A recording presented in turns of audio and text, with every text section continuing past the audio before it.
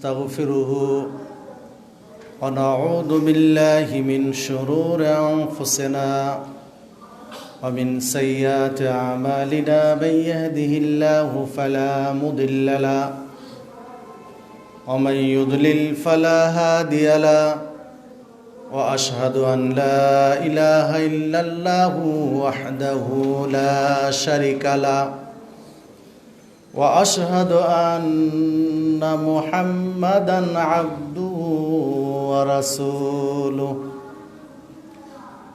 أرسله بالحق بشيرًا ونذيرًا وداعيًا إلى الله بإذنه وسراجًا منيرًا أما بعد فإن خير الحديث كتاب الله وخير الهدي هدي محمد صلى الله عليه وسلم وشر الأمور محدثاتها وكل محدثة بدعة وكل بدعة ضلالة وكل ضلالة في النار أعوذ بالله من الشيطان الرجيم ولقد أوحي إليك وإلى الذين من قبلك لئن أشركت ليحبطن عملك ولا تكونن من الخاسرين وقال الله تعالى في موضع آخر إنه من يشرك بالله فقد حرم الله عليه الجنة ومأواه النار وما للظالمين من أنصار عن أنس رضي الله عنه قال قال رسول الله صلى الله عليه وسلم من مات يشرك بالله شيئا دخل النار ومن مات لا يشرك بالله شيئا دخل الجنة رواه البخاري ومسلم وقال النبي صلى الله عليه لا تشرك بالله وإن قتلت وحرقت وفي رواية وإن قطعت رواه أحمد بإسناد صحيح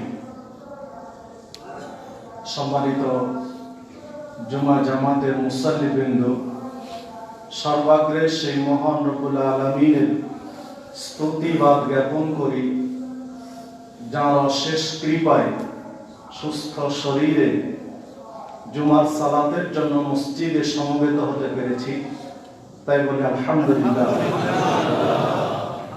অতঃপর দরুদ ও সালাম বর্ষিত হোক সর্বকালের সর্বশ্রেষ্ঠ মহামানব সৈয়দুল মুরসালিন খাতামুন নবিয়্যিন মুহাম্মদুর রাসূলুল্লাহ সাল্লাল্লাহু আলাইহি ওয়াসাল্লাম। আমি আপনাদের সামনে কুরআন মাজিদের দুটি আয়াত তেলাওয়াত করেছি। রাসূলুল্লাহ সাল্লাল্লাহু আলাইহি ওয়াসাল্লামের বাণীর মধ্য হতে দুটি হাদিস উল্লেখ করেছি। এর আলোকে আজকে আমার আলোচনার বিষয় শিরকের ভয়াবহ পরিণাম। শিরক এর ভয়াবহ পরিণাম উল্লেখিত বিষয়ের উপরে কুরআন মাজিদ এবং সহিহ হাদিসের আলোকে কিছু কথা বলে জুমার খুতবার ইতি টানবো ইনশাআল্লাহ। ওয়া তাওফীকি ইল্লা বিল্লাহ আলাইহি তাওয়াক্কালতু ওয়া ইলাইহি উনীব। সম্মানিত উপস্থিতি, শিরক কি তা আমরা কম বেশি জানি বুঝি। আল্লাহ রাব্বুল আলামিনের সম্মান, মর্যাদা, অধিকার তথা তাঁর হক, তিনি যা পাওয়ার যোগ্য তার যদি তিনি ব্যতীত অন্য কাউকে দেওয়া হয় পূর্ণাঙ্গ অথবা আংশিক, তাহলে এটাকে শিরক বলে। যেমন আমরা হক বা অধিকারকে তিনটা ভাগে ভাগ করতে পারি। তো তিনটা ভাগের একটা ভাগ কেবলমাত্র আল্লাহ রাব্বুল আলামিনের জন্য নির্দিষ্ট। এখানে অন্য কোনো ব্যক্তি, বস্তু, নবী, রাসূল, ফেরেশতা মণ্ডলী কারো কোনো অংশ নেই। সেটি হচ্ছে চাওয়া পাওয়া, ভয় ভীতি, আশা আকাঙ্ক্ষা। এই জিনিসগুলো স্রেফ আল্লাহর জন্য নির্দিষ্ট। চাওয়া পাওয়া, কারো কিছু কাছে কিছু চাইবেন আর কেউ কিছু দিবেন, পাবেন কারো কাছ থেকে, এইটা কেবলমাত্র তার জন্য নির্দিষ্ট। তিনি দিতে পারেন, তার কাছেই চাইতে হবে। যেমন আল্লাহ রাসূল সাল্লাল্লাহু আলাইহি ওয়াসাল্লাম বলেছেন, ইদা সাআলতা ফাসআলিল্লাহ ওয়া ইদা ইসতাআনতা ফাসতাইন বিল্লাহ। যদি কিছু চাইতে হয় সেটা তার কাছেই চাও। যদি সাহায্য সহযোগিতা প্রয়োজন হয় তাহলে তার কাছেই চাও। কেননা গোটা পৃথিবীর মানুষ যদি ঐক্যবদ্ধ হয়ে কিছু তোমার ক্ষতি করতে চায়, কতটুকুই পারবে যতটুকু তোমার নসিবে তিনি লিখে রেখেছেন। গোটা পৃথিবীর মানুষ যদি ঐক্যবদ্ধ হয়ে তোমার কোনো কল্যাণ করতে চায়, উপকার করতে চায়, ততটুকুই পারবে যতটুকু তিনি তোমার নসিবে লিখেছেন। সম্মানিত উপস্থিতি, তাহলে চাওয়া পাওয়ার ক্ষেত্রে একক হকদার তিনি। অনুরূপভাবে ভয় ভীতি তার উপরে, অন্য কারোর জন্য নয়। তার ভয়ে সবকিছু হবে, অন্য কারো ভয়ে নয়। আশা আকাঙ্ক্ষা, মানুষের আশা আকাঙ্ক্ষা পূরণের একচ্ছত্র নিরঙ্কুশ মালিক হচ্ছেন তিনি, আল্লাহ রাব্বুল আলামিন। এক্ষেত্রে কারো কোনো অধিকার নেই, কারো কোনো অংশ নেই। অনুরূপভাবে সম্মান মর্যাদার ক্ষেত্রে নবী মুহাম্মদুর রাসূলুল্লাহ সাল্লাল্লাহু আলাইহি ওয়াসাল্লাম হচ্ছেন হকদার। এই পৃথিবীতে যত ব্যক্তি আছে না কেন, তিনি আলেম ওলামা হোক, গাউস কুতুব হোক, পীর ফকির হোক, বুজুর্গানে দিন হোক, দরবেশ হোক, পিতামাতা হোক, সন্তান সন্ততি হোক, নেতা নেত্রী হোক, যেই হোক না কেন, সকলের মর্যাদার উপরে প্রাধান্য পাবেন যিনি, তিনি হলেন মুহাম্মদুর রাসূলুল্লাহ সাল্লাল্লাহু আলাইহি ওয়াসাল্লাম। আনাস রাদিয়াল্লাহু আনহু বলেন, রাসূলুল্লাহ সাল্লাল্লাহু আলাইহি ওয়াসাল্লাম বলেছেন, লা ইউমিনু আহাদুকুম হাত্তা আকুনা আহাব্বা ইলাইহি মিন ওয়ালিদিহি ওয়া ওয়ালাদিহি ওয়ান নাস আজমাইন। তোমাদের কারো ঈমান পূর্ণ হবে না, কারো ঈমান পরিপূর্ণ হবে না যতক্ষণ পর্যন্ত পিতামাতা, সন্তান সন্ততি, ওয়ান নাস আজমাইন, তথা এই পৃথিবীতে যত মানুষ আছে, এই পৃথিবীতে যত মানুষ আছে, সবচেয়ে বেশি আমি মুহাম্মদ সাল্লাল্লাহু আলাইহি সাল্লামকে ভালো না বাসবে ততক্ষণ পর্যন্ত ঈমানের পূর্ণতা কারো আসবে না। যে হাদিসটি সহিহ বুখারীর মধ্যে বর্ণিত হয়েছে 15 নম্বর হাদিস, সহিহ মুসলিমের 178 নম্বর হাদিস, মিশকাতের 7 নম্বর হাদিস। তো যে কথা বলছিলাম যে পৃথিবীর সবার উপরে যিনি সম্মান, মর্যাদা, ভালোবাসা পাবেন তিনি হচ্ছেন মুহাম্মদুর রাসূলুল্লাহ সাল্লাল্লাহু আলাইহি ওয়াসাল্লাম। আর আরেকটি অধিকার হচ্ছে যৌথ, আল্লাহ এবং রাসূলের সাথে সম্পৃক্ত, তা হচ্ছে আনুগত্য, ইতাআত। যেমন আল্লাহ রাব্বুল আলামিন সূরা মুহাম্মদ 33 নম্বর আয়াতে উল্লেখ করেছেন, ইয়া আইয়ুহাল্লাযীনা আমানু আতিউল্লাহ ওয়া আতিউর রাসূল ওয়া লা তুবতিলু আমালাকুম।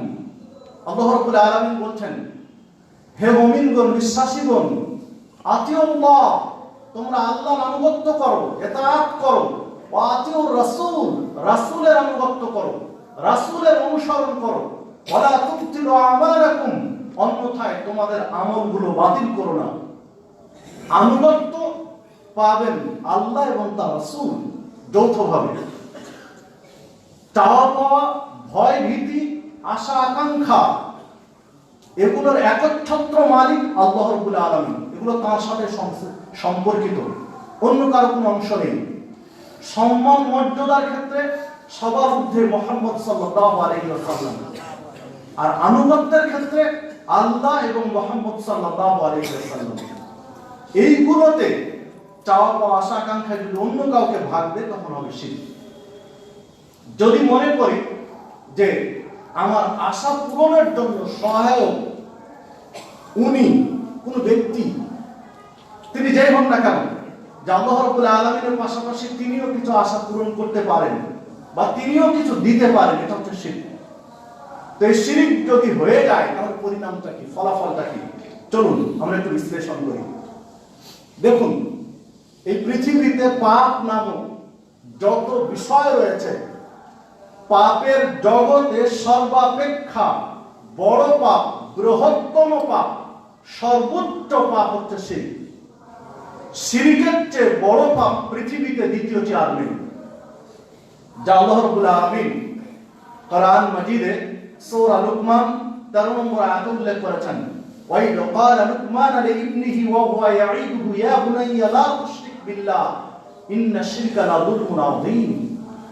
লোকমান তার সন্তানকে উপদেশ ছলে বলছিলেন, ইয়া বুনাইয়া, হে আমার কলিজার টুকরো, নয়নের পুত্রী, লা তুশরিক বিল্লাহ, খবরদার, সাবধান, তুমি আল্লাহ শরীক করবে না, আল্লাহর সাথে অংশীদার স্থাপন করবে না।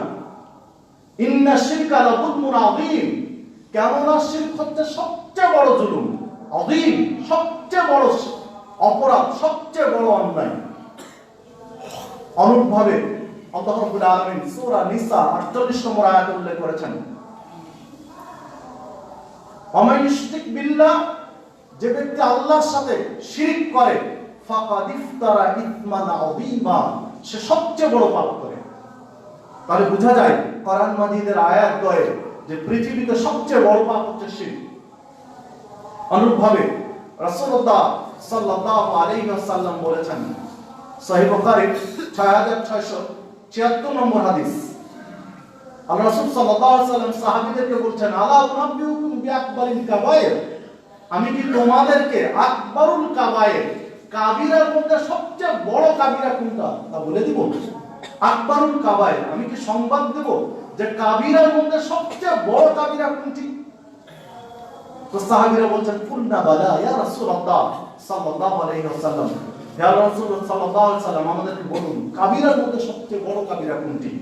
তো তিনি প্রথমটি বললেন, আল ইশরাকু বিল্লাহ, সবচেয়ে বড় কাবিরা। কাবিরা মানে বড় গুনাহ, বড় গুনার মধ্যে সবচেয়ে বড় গুনাহ হচ্ছে আল্লাহর সাথে শরীক স্থাপন করা, আল্লাহর অংশীদার স্থাপন করা।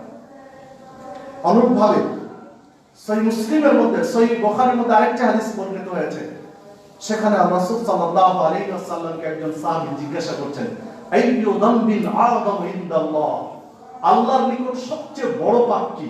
আইয়ু যামবিন, সবচেয়ে বড় পাপ, আযম ইনদাল্লাহ, আল্লাহর নিকট কি?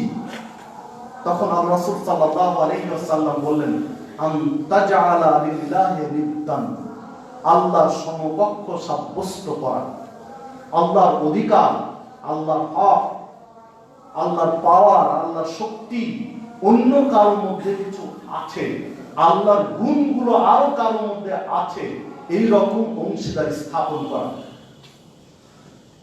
আল্লাহর অংশীদার স্থাপন করা হলো সবচেয়ে বড় গুনাহ, যে হাদিস সহিহ বুখারীর মধ্যে বর্ণিত হয়েছে। তাহলে দুইটি হাদিস, দুইটি আয়াত উপস্থাপন করেছি, এতে স্পষ্ট বোঝা যায় পৃথিবীতে সবচেয়ে বড় পাপ হচ্ছে শিরক। দ্বিতীয়ত, শিরক এমন একটা অপরাধ যার দরুন পাপ ক্ষমা হয় না। অন্যান্য পাপ আল্লাহ চাইলে খুব সহজে ক্ষমা করে দেন, কিন্তু শিরকের পাপ আল্লাহ ক্ষমা করেন না। সূরা নিসা 116 নম্বর আয়াতে আল্লাহ রাব্বুল আলামিন উল্লেখ করেছেন, ইন্নাল্লাহা লা ইয়াগফিরু আন ইউশরাকা বিহি ওয়া ইয়াগফিরু মা দুনা যালিকা লিমান ইয়াশা। আল্লাহ রাব্বুল আলামিন বলছেন যে নিশ্চয় আল্লাহ শিরকের পাপ ক্ষমা করেন না, এত ব্যতীত যত পাপ আছে আল্লাহ চাইলে ক্ষমা করে দেন। আল্লাহ রাব্বুল আলামিন চাইলে সব পাপ ক্ষমা করে দেন, কিন্তু শিরকের পাপ তিনি ক্ষমা করেন না। অনুরূপভাবে হাদিসে বর্ণিত হয়েছে, তিরমিজির মধ্যে হাদিসটি পাওয়া যাবে, 3540 নম্বর হাদিস, রাসূলুল্লাহ সাল্লাল্লাহু আলাইহি ওয়াসাল্লাম বলছেন, قال الله سبحانه وتعالى, আল্লাহ রাব্বুল আলামিন বলেছেন, লাউকা, আল্লাহ রাব্বুল আলামিন বলেছেন, যদি মানুষ পৃথিবী ভর্তি পাপ নিয়ে আল্লাহর কাছে উপস্থিত হয়, পৃথিবীর খোলা জায়গা, ফাঁকা জায়গা পাপে ভর্তি করে আমার নিকট উপস্থিত হয় ক্ষমা চায়, তাহলে আমি পৃথিবী ভর্তি ক্ষমা নিয়ে তার কাছে উপস্থিত হব। তবে শর্ত হলো ওই পাপের মধ্যে যেন শিরকের পাপ না থাকে। শিরকের পাপ থাকলে ক্ষমা হবে না। এত ব্যতীত, ইয়া ইবনে আদম ইন্নাকা লাউ আতাইতানি বিকুরাবিল আরদি খাতায়া সুম্মা লাকিতানি লা তুশরিক বি শাইয়ান লা আতাইতুকা বিকুরাবিহা মাগফিরা, যে হে আদম সন্তান, বনু আদম, যদি পৃথিবী ভর্তি পাপ নিয়ে আমার কাছে উপস্থিত হও, সুম্মা লাকিতানি, আমার সাথে সাক্ষাৎ করছো পৃথিবী ভর্তি পাপ নিয়ে, লা তুশরিক বি শাইয়ান, আর তোমার এই পাপের মধ্যে শিরকের পাপ নেই, শিরকের পাপ নেই, অন্যান্য পাপ আছে, লা আতাইতুকা বিকুরাবিহা মাগফিরা, আমি আল্লাহ পৃথিবী ভর্তি ক্ষমা নিয়ে তোমার সাথে সাক্ষাৎ করব। তিরমিজি 3540 নম্বর হাদিস এবং হাদিস সহিহ। যে কথা বলছিলাম, যে দেখুন, পৃথিবী ভর্তি পাপ যদি কোনো ব্যক্তি করে আর শিরক না করে, আল্লাহ রাব্বুল আলামিন তার কোনো সৎ আমলে, তার কোনো ভালো আমলে, ভালো কৃতকর্মে সন্তুষ্ট হলে চাইলে তিনি তার সব পাপ ক্ষমা করে দেবেন, সব পাপ ক্ষমা করে দেবেন আল্লাহ চাইলে। তবে শর্ত দিয়েছেন যেন শিরকের পাপ না থাকে। তাহলে বোঝা যায় যে অন্যান্য আমল, অন্যান্য পাপ খুব সহজে ক্ষমা নেওয়া সম্ভব, কিন্তু শিরকের পাপ খুব সহজে ক্ষমা নেওয়া সম্ভব নয়। সহজে আল্লাহ ক্ষমা করেন না। শিরকের পাপ ব্যতীত অন্যান্য পাপ আল্লাহ চাইলেই ক্ষমা করে দেবেন। এরপরে দেখুন, শিরক এমন একটা অপরাধ যার ফলে জীবনের যাবতীয় আমল নষ্ট হয়ে যায়। সারা জীবন যা আমল করেছে, শিরক করার পরে সব আমল ধ্বংস হয়ে যায়, নষ্ট হয়ে যায়, কোনো আমল অবশিষ্ট থাকে না। সূরা জুমার 65 নম্বর আয়াত আল্লাহ রাব্বুল আলামিন উল্লেখ করেছেন, ওয়ালাকাদ উহিয়া ইলাইকা ওয়া ইলাল লাযিনা মিন ক্বাবলিকা লাইন আশরাকতা লা ইয়াহবাতান্না আমালুকা ওয়া লা তাকুনান্না মিনাল খাসিরিন। আল্লাহ রাব্বুল আলামিন বলছেন, ওয়ালাকাদ উহিয়া ইলাইক, হে মুহাম্মদ সাল্লাল্লাহু আলাইহি ওয়াসাল্লাম, আপনার নিকট প্রত্যাদেশ করা হয়েছে, ওহী করা হয়েছে, আপনার নিকট ওহী করা হয়েছে, যে ওহী করা হয়েছিল আপনার পূর্ববর্তী নবী এবং রাসূলদেরকে। আল্লাহ রাব্বুল আলামিন তার নবী মুহাম্মদ সাল্লাল্লাহু আলাইহি ওয়াসাল্লামকে বলছেন যে রাসূল, আপনাকে যে ওহী করা হচ্ছে, এই ওহী আগের নবী রাসূলদেরকেও করা হয়েছিল। সেটা কি?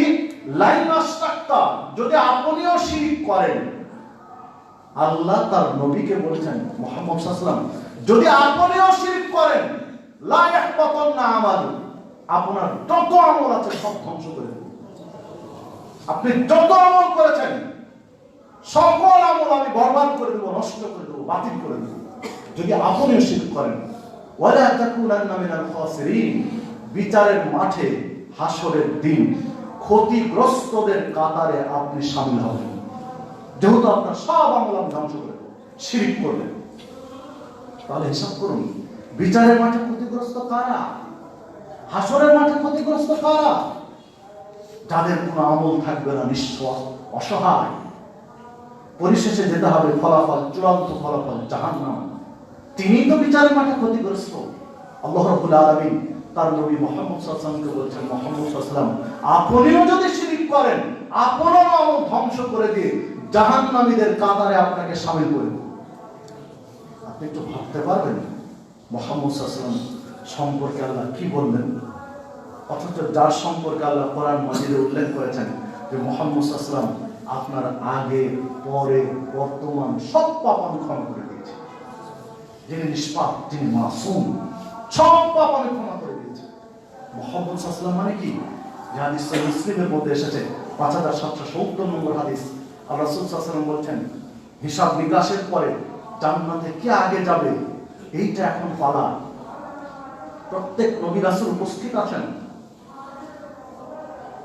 আদি পিতা আদম আলাইহিস সালাম উপস্থিত আছেন, ইব্রাহিম খলিলুল্লাহ উপস্থিত আছেন, ঈসা রূহুল্লাহ উপস্থিত আছেন, মুসা কালিমুল্লাহ উপস্থিত আছেন, মুহাম্মদুর রাসূলুল্লাহ সাল্লাল্লাহু আলাইহি ওয়াসাল্লাম উপস্থিত আছেন। কে যাবেন আগে জান্নাতে? এই প্রেক্ষাপট, এই চিত্র তুলে ধরে বলছেন, আতি বাবাল জান্নাহ ইয়াউমাল কিয়ামা, আমি প্রথম ব্যক্তি কিয়ামতের দিন জান্নাতের দরজায় গিয়ে দাঁড়াবো। জান্নাতের দরজায় গিয়ে দাঁড়িয়ে টোকা দিব জান্নাতে, ফাস্তাফতি, দরজা খুলে দাও, দরজার ভিতর থেকে লাগানো বন্ধ করা আছে। আমি সিগন্যাল দেব, ফাস্তাফতি, খুলে দরজা।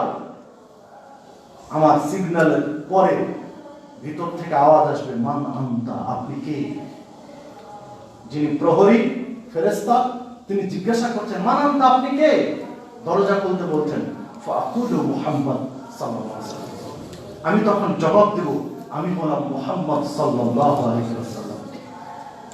আমার নাম শোনার সাথে সাথে প্রহরী ফেরেশতা জান্নাতের দরজা খুলে দিবে।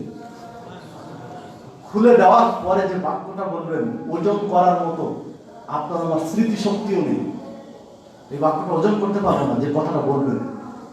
ফেরেশতা দরজা খুলে দিয়ে বলছেন, বেকা মৃত্যু লা আফতাহু লি আহাদিন ক্বাবলা, আল্লাহ জান্নাত সৃষ্টি করার পরে আমাকে এই দরজায় পাহারায় রেখে দিয়েছেন, আর বলে দিয়েছেন তোমার একটা মাত্র দায়িত্ব, লা আফতাহু লি আহাদিন ক্বাবলা, মুহাম্মদ সাল্লাল্লাহু আলাইহি ওয়াসাল্লামের পূর্বে কেউ যেন জান্নাতে প্রবেশ করতে না পারে, এটাই তোমার দায়িত্ব।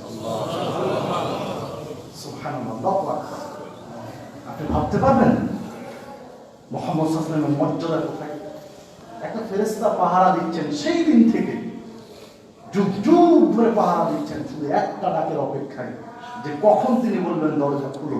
মুহাম্মদ সাল্লাল্লাহু আলাইহি ওয়াসাল্লাম বলবেন দরজা খুলো, তিনি দরজাতে ঢুকে গেলে তার দায়িত্ব শেষ। একটাই দায়িত্ব তার, যে হিসাবের পরে প্রথম যিনি জান্নাতে প্রবেশ করবেন তিনি হচ্ছেন মুহাম্মদ সাল্লাল্লাহু আলাইহি ওয়াসাল্লাম। এই দায়িত্বই তিনি পালন করছেন যুগ যুগ ধরে। সম্মানিত উপস্থিতি, মেরাজ থেকে যখন ফিরে আসছেন মুহাম্মদুর রাসূলুল্লাহ সাল্লাল্লাহু আলাইহি ওয়াসাল্লাম বাইতুল মাকদাসে, পৃথিবীর শুরু থেকে শেষ পর্যন্ত, এমনকি ঈসা আলাইহিস সালাম পর্যন্ত বাইতুল মাকদাসে উপস্থিত রয়েছেন। দুই রাকাত সালাত করে পরস্পরে মুখ চাওয়াচাই করছেন, কে আজকে সালাত আদায় করবেন, কে ইমামতি করবেন? আদম আলাইহিস সালাম, নূহ আলাইহিস সালাম, ইব্রাহিম আলাইহিস সালাম, ঈসা আলাইহিস সালাম, মুহাম্মদ সাল্লাল্লাহু আলাইহি ওয়াসাল্লাম, না কে করবেন? পরস্পর তাকাতাকি করছেন, মুখ চাওয়াচাই করছেন। জিবরিল উপস্থিত হলেন, মুহাম্মদ সাল্লাল্লাহু আলাইহি ওয়াসাল্লামকে ইমামের মুসাল্লার দিকে ঠেলে দিয়ে বলছেন, আজকে নবী রাসূলদের ইমামতের দায়িত্ব আল্লাহ আপনার কাঁধে তুলে দিয়েছেন। ইনি হলেন মুহাম্মদ সাল্লাল্লাহু আলাইহি ওয়াসাল্লাম, যার এত মর্যাদা, যার এত সম্মান, তাকে আল্লাহ বলছেন লাইনা শাক্তা, যদি আপনিও শিরক করেন, আপনিও যদি শিরক করেন, লা ইয়াহবাতুন আমল, আপনার আমল আমি ধ্বংস করে দেব, ওয়ালা তাকুনান্না মিনাল খাসিরিন, আর আপনাকে আমি ক্ষতিগ্রস্ত তথা জাহান্নামীদের কাতারে শামিল করে দেব। তাহলে একটু হিসাব করেন যে শিরক কোন মানের পাপ, শিরক কি ধরনের পাপ, শিরকের অপরাধ কত বেশি, আপনি একটু চিন্তা করুন। সবাই উপস্থিতি, দেখুন শিরক এমন একটা পাপ যে জীবনের যাবতীয় আমল নষ্ট হয়ে যায়। সূরা আনআম ৮৮ নম্বর আয়াত আল্লাহ রাব্বুল আলামিন বলেন, ওয়ালাউ আশরাকু লাহাবাতা আনহুম মা কানু ইয়ামালুন, যদি তারা শিরক করে তো যত আমল করেছে আমি আল্লাহ ধ্বংস করে দেব। ওটা নবীরা মুহাম্মদ সাল্লাল্লাহু আলাইহি ওয়াসাল্লামকে লক্ষ্য করে বললেন, এবার সাধারণ মানুষকে লক্ষ্য করে বলছেন সূরা আনআম ৮৮ নম্বর আয়াত, ওয়ালাউ আশরাকু, যদি তারা শিরক করে, লাহাবাতা আনহুম মা কানু ইয়ামালুন, তাদের যত আমল আছে আমি আল্লাহ ধ্বংস করে দেব, আমি আল্লাহ নষ্ট করে দেব, সব আমল বাদ হয়ে যাবে, একটাও থাকবে না যদি শিরক করে। দেখুন শিরকের অপরাধ কি পরিমাণ, ভয় ভীতি আশা আকাঙ্ক্ষা একচ্ছত্র নিরঙ্কুশ মালিক হচ্ছেন আল্লাহ, অন্য কেউ নয়। হজ করতে গিয়েছেন আপনি, হজ করেছেন, হজ এমন একটা ইবাদত, রাসূলুল্লাহ সাল্লাল্লাহু আলাইহি ওয়াসাল্লাম বলেছেন, আল হাজ্জুল মাবরুর, কবুল হজ, হজ যদি কবুল হয়ে যায়, কান্নাহু ওয়ালাদাতহু উম্মুহু, ওই লোকটি হারাম থেকে এমন নিষ্পাপ হয়ে ফিরে যেন কেবলই তার মা তাকে ভূমিষ্ঠ করেছে। সদ্য ভূমিষ্ঠ বাচ্চা যেমন মায়ের রেহেম থেকে পৃথিবীর মাটিতে পদার্পণ করে, পদাচরণা করে, ঠিক হারাম থেকে ওই লোকটি নিজ দেশে ফিরে আসে ওই রকম নিষ্পাপ শিশুর মতো হয়ে, যদি হজ কবুল হয়ে যায়। এটা হলো হজ্জের ফজিলত। ধরুন আপনি হজ করেছেন, আপনার হজ কবুল হয়েছে, আপনি নিষ্পাপ হয়ে দেশে ফিরেছেন। নিষ্পাপ হয়ে দেশে ফিরে দেশের মাটিতে এয়ারপোর্টে নামলেন, এয়ারপোর্ট থেকে নিজের বাড়ি যেতে কোনো একটা মাজার রয়েছে, আপনি মনে করলেন যে মাজারে 10টি টাকা দিয়ে যায়, না হলে কোনো বিপদ ঘটতে পারে। এই যে একটা আশা আকাঙ্ক্ষা বা ভয় ভীতি, এই 10 টাকা মাজারে এই ভয় ভীতি নিয়ে দেওয়ার সাথে সাথে আপনার যত আমল ছিল যদি একটা আমল বাকি থাকে, তাহলে ইসলাম ধর্মের এই বিধানগুলো মিথ্যা হয়ে যাবে। যদি একটা আমল বাকি থাকে, আপনার টেন্ডেন্সি, আপনার মানসিকতা, আপনার নিয়ম, যেখানে 10টি টাকা না দিলে হয়তো বা কোনো বিপদ ঘটতে পারে, লম্বা সফর করে ফিরে আসছি, বা এখানে 10টি টাকা দিলে আমার একটু বরকত হতে পারে, ভয় অথবা আশা, আশা নিয়ে অথবা ভয় নিয়ে 10টি টাকা দিয়ে আপনি সামনে বাড়লেন বাড়ির দিকে, আপনার যদি একটা আমল বাকি থাকে, তাহলে ইসলাম ধর্মের এই বিধান মিথ্যা হবে। ইসলাম ধর্মের বিধান মিথ্যা নয়, ইসলাম ধর্মের বিধান চূড়ান্ত, চূড়ান্ত সত্য। ইসলাম ধর্মের বিধান প্রত্যেকটা বিধান বিধায় আপনার আমল অবশিষ্ট থাকবেন, এটাই সত্য। আপনার কোন আমল বাদ টিকবে না, সব আমল নষ্ট হয়ে যাবে। কারণ আল্লাহ রাব্বুল আলামিন কোনোভাবে এইটা বরদাস্ত করবেন না যে তার সমকক্ষ আপনি সাব্যস্ত করছেন অন্য কাউকে, এইটা তিনি কোনোভাবে মেনে নেবেন না। আপনি অন্য পাপ করেছেন, অনেক পাপ করেছেন, সালাত পড়েননি 10 বছর, সিয়াম পালন করেননি 20 বছর, অন্য ফরজ ছেড়ে দিয়েছেন 10 বছর, ক্ষমা নেওয়া খুব সহজ। কিন্তু আল্লাহর সমকক্ষ সাব্যস্ত করেছেন কোনো ব্যক্তিকে অথবা কোনো বস্তুকে, কোনো প্রাণীকে অথবা কোনো জড় পদার্থকে, আল্লাহ এটা কোনোভাবে মেনে নেবেন না। সবার উপস্থিতি যে কথা বলছিলাম, এটি গেল শিরকের 3 নম্বর পরিণাম। এরপরে 4 নম্বরে আসি, শিরিককারীর জন্য জান্নাত হারাম। শিরিক যিনি করবেন তার জন্য জান্নাত হারাম, জাহান্নাম অবধারিত। রাসূল সাল্লাল্লাহু আলাইহি ওয়াসাল্লামকে আল্লাহ রাব্বুল আলামিন জানিয়ে দিয়েছেন, ইন্নাহু মান ইউশরিক বিল্লাহ ফাকাদ হারামাল্লাহু আলাইহিল জান্নাহ। যে ব্যক্তি আল্লাহর সাথে অংশীদার স্থাপন করবে, যে ব্যক্তি আল্লাহর সমকক্ষ সাব্যস্ত করবে, আল্লাহর শরীক করবে, হারামাল্লাহু আলাইহিল জান্নাহ, আল্লাহ ওই ব্যক্তির জন্য জান্নাতকে হারাম করে দিয়েছেন। ওই ব্যক্তির জন্য জান্নাত হারাম। আল্লাহ বলেননি যে তাকে আমি জান্নাতে দিব না, আল্লাহ বলেছেন তার জন্য জান্নাত হারাম। ওয়া মাওয়াহুন নার, এবং তার জন্য জাহান্নাম আবশ্যিক, অবধারিত, অপরিহার্য। ওয়া লিদ-যালিমিনা মিন আনসার, এই জালেম যে শিরক করেছে, জালেম, এই জালেমের কোনো সাহায্যকারী বিচারের মাঠে থাকবে না, কেউ তাকে সাহায্য করবে না। এই জালেম এই জন্যই জালেম যে আল্লাহর হক, আল্লাহর অধিকার, আল্লাহর শক্তি, আল্লাহর পাওয়ার, আল্লাহর ক্ষমতা আরেকজনের কাঁধে তুলে দিয়ে জুলুম করেছে। এই জালেমের কোনো সাহায্য করে থাকবে না। তো দেখুন শিরক কি ধরনের অপরাধ, কি ধরনের পাপ। সহিহ মুসলিমের মধ্যে একটি হাদিস বর্ণিত হয়েছে, জাবের রাদিয়াল্লাহু আনহু বলেছেন, রাসূলুল্লাহ সাল্লাল্লাহু আলাইহি ওয়াসাল্লাম বলেছেন, মান মাতা ইশরিক বিল্লাহি শাইয়ান দাখালান নার। যে ব্যক্তি শিরক করা অবস্থায় মারা গেছে, শিরকের পাপ নিয়ে মারা গেছে, দাখালান নার, ওই ব্যক্তি জাহান্নামে যাবে। ওমান মাতা লা ইশরিক বিল্লাহি শাইয়ান দাখালাল জান্নাহ। আর যে ব্যক্তি শিরক না করে মারা গেছে, শিরকের পাপ নেই, এই অবস্থায় মারা গেছে, ওই ব্যক্তি জান্নাতে যাবে। দেখুন হাদিস সহিহ মুসলিমের মধ্যে পাওয়া যাবে। সহিহ মুসলিমের, সহিহ বুখারীর 1238 নম্বর হাদিস, সহিহ মুসলিমের 279 নম্বর হাদিস। দেখুন এই হাদিস আরো একাধিক হাদিস বোঝা যায়। সংক্ষিপ্ত সময় আলোচনা শেষের দিকে যেতে হবে। দেখুন, আরো একাধিক হাদিস স্পষ্ট প্রমাণ পাওয়া যায়, প্রমাণিত হয়। একজন ব্যক্তি সালাত পড়েনি, মাঝে মাঝে পড়েছে, মাঝে মাঝে পড়েনি। সিয়াম পালন মাঝে মাঝে করেছে, মাঝে মাঝে করেনি। হজ করেছে বা যাকাত দিয়েছে, আবার নানান ধরনের অন্যায় করেছে, কিন্তু শিরক করেনি। আল্লাহ সমকক্ষ সাব্যস্ত কোনোভাবেই করেনি, কোনোভাবেই শিরকের সাথে জড়িত হয়নি। অন্যান্য ফরজ ইবাদতে ঘাটতি আছে, নফল ইবাদতে ঘাটতি আছে, আরো অনেক পাপ করেছে, অনেক পাপ করেছে। ওই লোকটি জান্নাতে যাবে ইনশাআল্লাহ। তার কালেমার বিনিময়ে, তাওহীদের স্বীকৃতির বিনিময়ে একসময় সে জান্নাতে যাবে। অপরাধ অনুযায়ী জাহান্নামে পুড়তে হবে, কিন্তু একসময় জান্নাতে যাবে। যদিও কোন কোন স্কলার বাংলাদেশে বলতে চেয়েছেন, যাদের স্কলার হিসেবে আমরা চিনি, যে কাবিরা গুনাহগার যারা একবার জাহান্নামে যাবে তারা কোনোদিন জান্নাতে যাবে না। তাদের এই চিন্তাধারা ভুল। যারা বলছেন তাদের এই চিন্তাধারা ভুল। একাধিক হাদিসে প্রমাণ রয়েছে কাবিরা গুনাহগার ব্যক্তিও জান্নাতে যাওয়ার সুযোগ পাবেন, জাহান্নামীয় ব্যক্তিও এক সময় জান্নাতে যাওয়ার সুযোগ পাবেন। তবে পাঁচ ওয়াক্ত সালাত পড়েছে, ফরজ সিয়াম পালন করেছে, হজ করেছে, যাকাত দিয়েছে, তাসবিহ তাহলিল করেছে, দান সাদাকা করেছে, তাহাজ্জুদের সালাত করেছে, সব ভালো কাজ করেছে, আবার শিরকে আকবরও করেছে, বড় শিরকও করেছে, আল্লাহ সমকক্ষ সাব্যস্ত করেছে। ওই লোকটি চিরদিনের জন্য জাহান্নামে থাকতে হবে, ও কোনোদিন জান্নাতে যেতে পারবে না। কারণ তার জন্য জান্নাত হারাম, শিরক করার জন্য।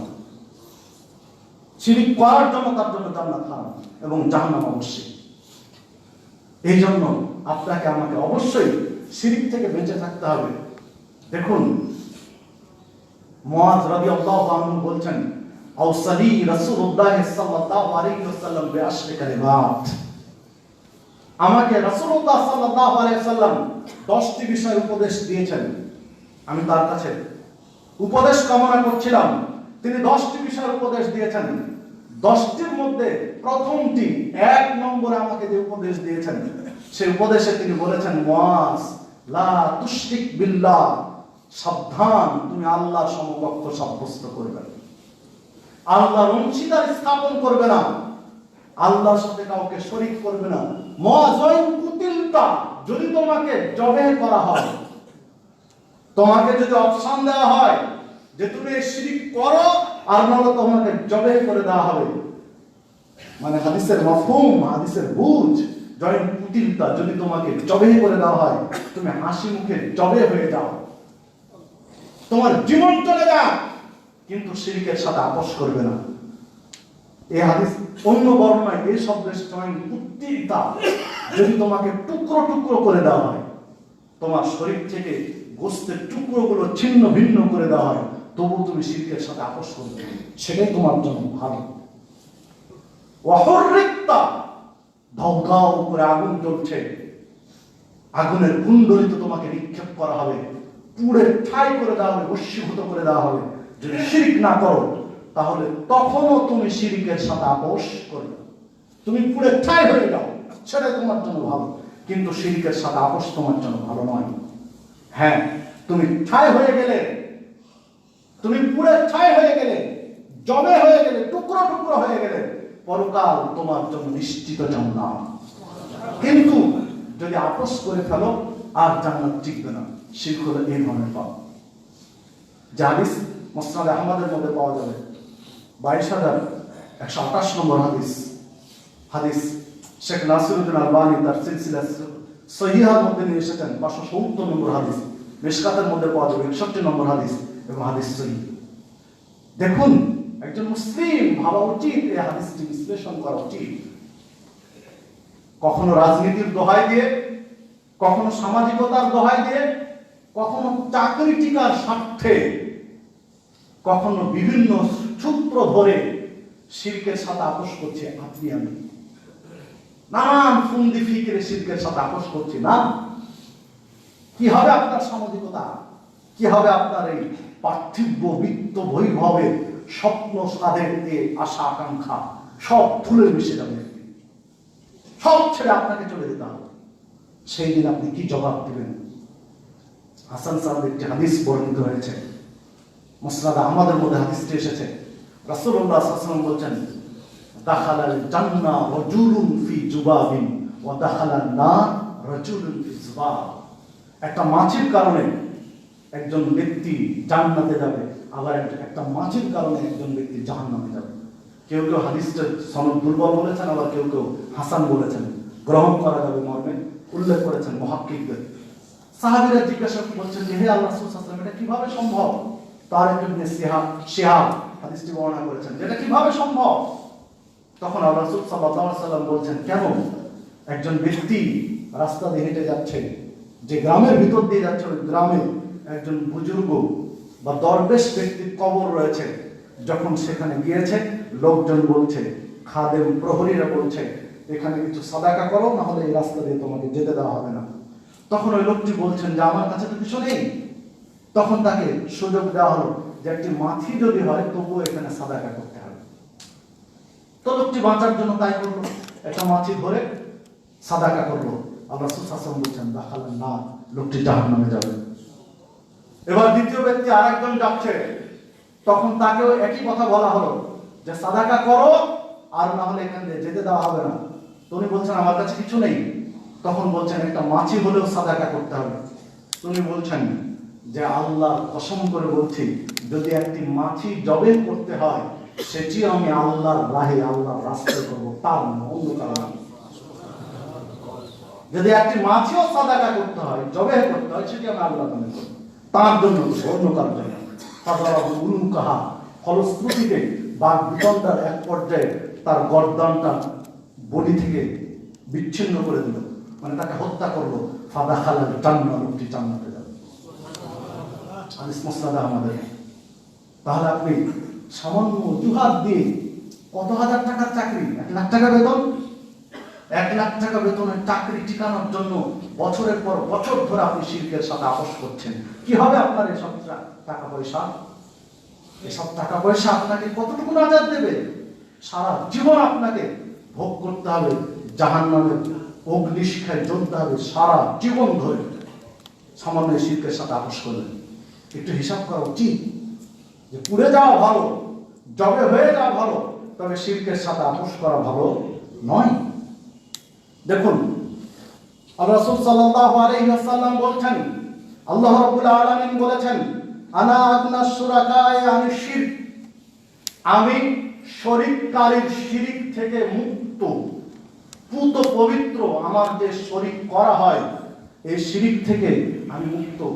মান আমিলা আমালান আশরাকা ফিহি মাই গায়রি, কোন ব্যক্তি যদি কোন একটা আমল করে আর ওই আমলে আমার সাথে কাউকে শরীক করে, তাহলে তারাকুহু ওয়া শিরকাহু, আমি তাকেও প্রত্যাখ্যান করব, তার শিরককেও প্রত্যাখ্যান করব।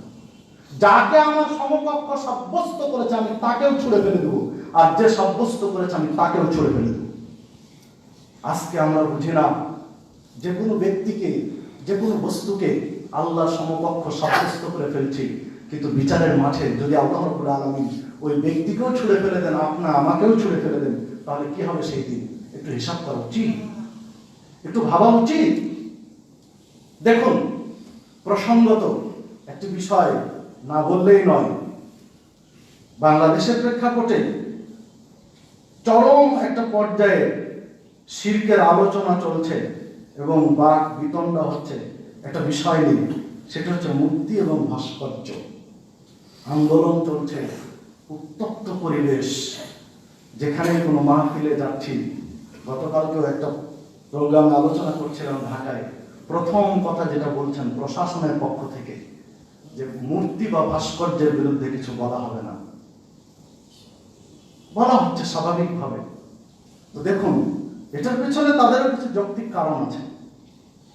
যারা বলছেন তাদের কিছু কারণ আছে, যে আমরা আলেম সমাজ পরিবেশ গরম করে ফেলেছি ভাস্কর্যের বিরুদ্ধে কথা বলে বলে। দেখুন, একটু চিন্তার জগতে চলে যান, একটু বিশ্লেষণ করেন।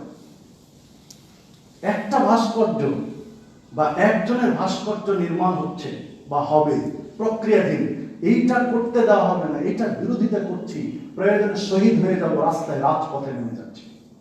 এটাই তো চলছে এখন। কিন্তু কত ভাস্কর্য আর মূর্তি, প্রতিমূর্তি বিভিন্ন জায়গায় রয়েছে, এগুলো কি হবে? হাজার হাজার মূর্তি আর ভাস্কর্য বাংলাদেশের বিভিন্ন জায়গায় রয়েছে, সেগুলো কি হবে? এখন একটা হচ্ছে, এইটার জন্য আপনি আমি শহীদ হয়ে যাচ্ছি, আপনি আমি বুক ফুলে রাজপথে মাঠে নামছি, এগুলো কি হবে? একটা দৃষ্টিভঙ্গি মাথায় রাখেন। আরেকটা দৃষ্টিভঙ্গি মাথায় রাখেন, 1984 সালের জরিপ অনুযায়ী বাংলাদেশে 2.5 লক্ষাধিক মাজার আছে। এই জরিপ 1984 সালে, এখন জরিপ করলে 3 লক্ষ ছাড়িয়ে যাবে।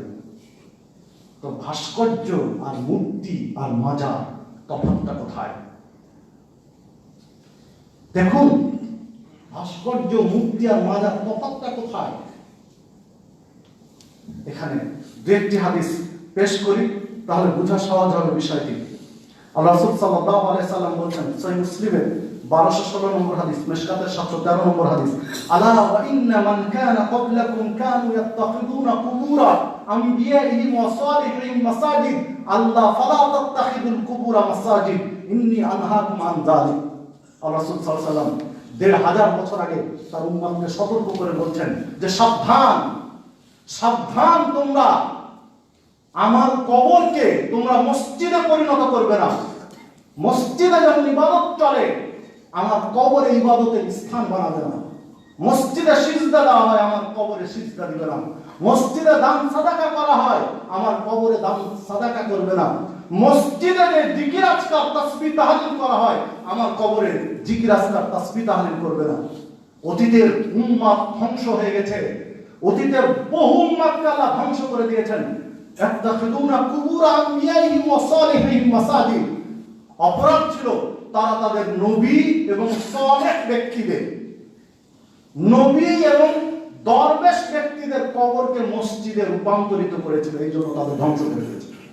ইন্নী আনহাকুম আন যালিক, আমি তোমাদের সাবধান করে দিচ্ছি, খবরদার আমার উম্মত, আমার কবরকে তোমরা মসজিদে রূপান্তরিত করবে না। 1500 বছর আগে সতর্ক করে গেলেন, কবর যেন মসজিদে রূপান্তরিত না হয়। দেখুন, সহিহ মুসলিমের 2289 নম্বর আর 89 নম্বর হাদিস, মিশকাতের 1670 নম্বর হাদিস, আল্লাহ রাসূল সাল্লাল্লাহু আলাইহি সাল্লাম মৃত্যুর কিছু পূর্বে খুব জোরালোভাবে যে কথাটি বলেছিলেন, আইনুদা নাহা আইনুদাসাল কবর ওয়া ইউবনা আলাইহি ওয়া ইউফাদ আলাইহি, তিনটা কথা বলেছেন। হাদিস সহিহ মুসলিমের, আইনুদাসাল কবর, আমি তোমাদের নিষেধ করে যাচ্ছি কবর পাকা করবে না। আল্লাহ রাসূল সাল্লাল্লাহু আলাইহি ওয়াসাল্লাম বলেন, আমি তোমাদের নিষেধ করে যাচ্ছি কবর পাকা করবে না। আইনুদাসাল কবর ওয়া ইউবনা আলাইহি, এই কবরের উপরে কোনো বেনা তৈরি করবে না, মানে কোনো ঘর বাড়ি বিল্ডিং সৌধ নির্মাণ করবে না, কবর পাকা করবে না। দ্বিতীয়ত, কবরের উপরে কোনো ভিত্তি প্রস্তর স্থাপন করবে না, কোনো ধরনের কনস্ট্রাকশন যেন কবরের উপরে না হয়। ওয়ায়ুকাদ আলাইহি, এই কবরের উপরে তোমরা বসবে না গিয়ে। আর এক হাদিসে ইউক্তা আলাইহি ওয়া ইউতা আলাইহি বলেছেন, কবরের গায়ে কিছু লিখবে না, নেম প্লেট দিয়ে লিখে দিবে না, অন্তুতা আলাইহি, কবরকে চুনকাম করবে না। কতগুলো কথা বলেছেন আল্লাহ রাসূল সাল্লাল্লাহু আলাইহি ওয়াসাল্লাম। দেখুন তো এই মাজারগুলোর সাথে মিল আছে কিনা? সবগুলো হয়েছে, কবর পাকা হয়েছে, কবরের উপরে বেনা তৈরি হয়েছে, সৌধ নির্মাণ হয়েছে, নেম প্লেট লাগানো আছে, চুনকাম করা আছে, সবগুলো কবরের চারিদিকে বসে জিকির করছে, সবগুলো জারি হয়েছে। দেখুন, সহিহ মুসলিমের আরেকটা হাদিস পাওয়া যায়, 2287 নম্বর হাদিস, মিশকাতের 1696 নম্বর হাদিস, রাসূলুল্লাহ সাল্লাল্লাহু আলাইহি ওয়াসাল্লাম আলী রাদিয়াল্লাহু আনহুর হাতে তরবারি তুলে দিয়ে, মৃত্যু মাত্র 4-5 দিন আগে তরবারি তুলে দিয়ে দায়িত্ব দিয়ে পাঠালেন, আল্লাহ তুদা তিমসালান ইল্লা তামাসতাহু আলা কবরান মুশরিফান ইল্লা সাফাইতাহু। আলী, তুমি মদিনা গলিতে গলিতে ছড়িয়ে যাও, যত উঁচু কবর পাবে তুমি মাটির সাথে মিশিয়ে না দিয়ে ফিরবে না এখানে। যত মূর্তি পাবে চৌচির না করে, চূর্ণ বিচূর্ণ না করে তুমি আমার কাছে ফিরবে না। একই বিধান দিলেন যে মূর্তিগুলো যেমন সমান করে দিবে, মাটির সাথে মিশিয়ে দিবে, কবরগুলো সমান করে দিবে। আমি এই মদিনা থেকে জীবন ত্যাগ করতে চাই, কিন্তু মূর্তি আর উঁচু কবর অর্থাৎ শিরিকের শিকন্ডি, শিরিকের এই কারখানা উৎপাদন কেন্দ্রগুলো একদম শিকড় সহ উপড়িয়ে ফেলে এই মদিনা থেকে আমি জীবন শেষ নিঃশ্বাস ত্যাগ করতে চাই। হাদিস সহিহ মুসলিমের। সম্মানিত উপস্থিতি, আলেম ওলামারা সুর তুলে অনেক জোরে সোরে বলছি ভাস্কর্য করা হবে না, একমত আপনার সাথে আমি যে অবশ্যই করা হবে না।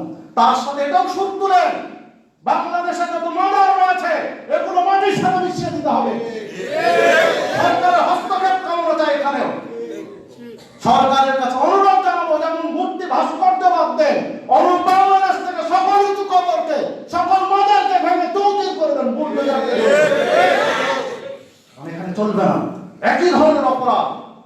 এক কেন্দ্রিক মাজারকে লালন পালন করছি, শিরকের শিখণ্ডীগুলো, আখড়ার উৎপাদন কেন্দ্রগুলো লালন পালন করছি, আর মূর্তি আর ভাস্কর্যের বিরুদ্ধে রাজনীতির মঞ্চ কাঁপাচ্ছি। এই দুর্নীতি কেন আপনার আমার মধ্যে, আলিম সমাজের মধ্যে শোভা পায় না? দেখুন, মূর্তি আর ভাস্কর্যের চেয়ে ক্ষতিকর হচ্ছে এসব মাজার। মূর্তি ভাস্কর্যের চেয়ে ক্ষতিকর। মূর্তি বাংলাদেশে অনেক রয়েছে, ভাস্কর্য অনেক রয়েছে। কয়টা মানুষ এসব ভাস্কর্য মূর্তির কাছে বিভ্রান্ত হয়েছে, দিন হারিয়েছে? কয়জন পাওয়া যাবে? কয়জন মানুষ পাওয়া যাবে বাংলাদেশে মূর্তি আর ভাস্কর্যের কাছে সিজদা করছে, মাথা মতো করছে? কয়জন পাওয়া যাবে? মূর্তি আর ভাস্কর্যের কাছে দান সাদাকা করছে, কয়জন পাওয়া যাবে? মূর্তি আর ভাস্কর্যের কাছে কিছু চাচ্ছে, তাও আশা আকাঙ্ক্ষা নিবেদন করছে, ইবাদত করছে, কয়জন পাওয়া যাবে? আর বাজারগুলোতে যান, লক্ষ লক্ষ কোটি কোটি মানুষ এর সাথে সম্পৃক্ত, লক্ষ লক্ষ মানুষ ঈমান হারিয়ে দিয়েছে, সারা জীবনের আমলকে বরবাদ করে দিয়েছে মাজারে সিজদা করতে গিয়ে। আল্লাহ রাসূল সাল্লাল্লাহু আলাইহি ওয়াসাল্লাম একজন সাহাবীকে বলছিলেন, যদি সিজদা দিতে হয় তাহলে আল্লাহর জন্যই দিবে, অন্য কারোর জন্য নয়। একজন মুসলিম এক সেকেন্ডের জন্য যদি মাথা নত করে সেটা আল্লাহর জন্য করবে, অন্য কারোর জন্য নয়। এক সেকেন্ড মাথা নত করবে, এই সম্মানটুকু, এই মর্যাদাটুকু পাওয়ার একচ্ছত্র হকদার হচ্ছে আল্লাহ। কারণ কে দিয়েছে? আলো কে দিয়েছে আপনাকে? বাতাস কে দিয়েছে আপনাকে? অক্সিজেন কে দিয়েছে আপনাকে? সূর্যের আলো, চন্দ্রের আলো, জীবনে চলার জন্য আলো, বাতাস থেকে খাদ্য, পানি সবকিছু কে দিয়েছে? তিনি দিয়েছেন। তাহলে তো আপনাকে তার কাছে মাথা নত করতে হবে। কোথায় মাথা নত করছি? সম্মানিত উপস্থিতি, আসুন আমরা একটু সচেতন হই শিরকগুলোর বিষয়ে। না খেয়ে যদি মরতে হয় তবুও স্বীকার করতে হবে যে মৃত্যু হাসি মুখে মরব, কিন্তু শিরকের সাথে আপোষ নয়। যদি ফাঁসির কাস্টে ঝুলতে হয় তবুও রাজি, হাসি মুখে ফাঁসির কাস্টে ঝুলতে রাজি, কিন্তু শিরকের সাথে আপোষ নয়। যদি ব্রাশ ফায়ার করে উড়িয়ে দেয় তবুও রাজি, কিন্তু শিরকের সাথে আপোষ নয়। সম্মানিত উপস্থিতি, আসুন শিরক মুক্ত আমল করার চেষ্টা করি। আল্লাহ রাব্বুল আলামিন আমাদের সকলকে সেই তৌফিক দান করুন। আমিন। আল্লাহ রাব্বুল আলামিনের কাছে প্রার্থনা জানাবো, মুহাম্মদ সাল্লাল্লাহু আলাইহি ওয়াসাল্লাম প্রত্যেকদিন ফরজ সালাতের পরে বলতেন, নিষ্পাপ মানুষটি, আল্লাহুম্মা ইন্নী আসআলুকা ইলমান নাফিআন ওয়া রিজকান তাইয়্যিবান ওয়া আমালান মুতাকাব্বালান। আল্লাহ, এই নিষ্পাপ মানুষটি আল্লাহর কাছে চাইতেন যে আল্লাহ ইলমান নাফিআন, আজকে তুমি আমাকে উপকারী জ্ঞান দিও। আজকে সকাল করেছি, সন্ধ্যা পর্যন্ত যে জ্ঞানটুকু অর্জন করবো এটুকু আমাকে উপকারী দিও। ওয়া রিজকান তাইয়্যিবান, আল্লাহ সারাদিন যে আমি রিজিক উপার্জন করবো, এটি হালাল রিজিক উপার্জনের সুযোগ। ওয়া আমালান মুতাকাব্বাল, আল্লাহর কাছে চাইতেন আল্লাহ আজকের দিনে যেন আমলটা করবো এটা যেন কবুলযোগ্য হয়, কবুলযোগ্য আমল করার সুযোগ দিও। যে আমল কবুল হবে না এটা আমাকে দিয়ে করিয়ে দিও না। এই নিষ্পাপ মানুষটি বলতেন। তা শুনে আমরাও আল্লাহর কাছে সেই ফরিয়াদ নিবেদন করি যে আল্লাহ তুমি আমাদেরকে এমন আমল করিয়ে দিও না যে আমল কবুল হবে না তোমার দরবারে, যে আমল কবুল হবে না এটা আমাদেরকে করিয়ে দিও না। আল্লাহ তোমার কাছে নিবেদন জানাই, আল্লাহ তুমি আমাদেরকে কবুলযোগ্য আমল করার তৌফিক দাও। আমিন। আমিন। আকুলু কওলি হাযা ওয়াস্তাগফির।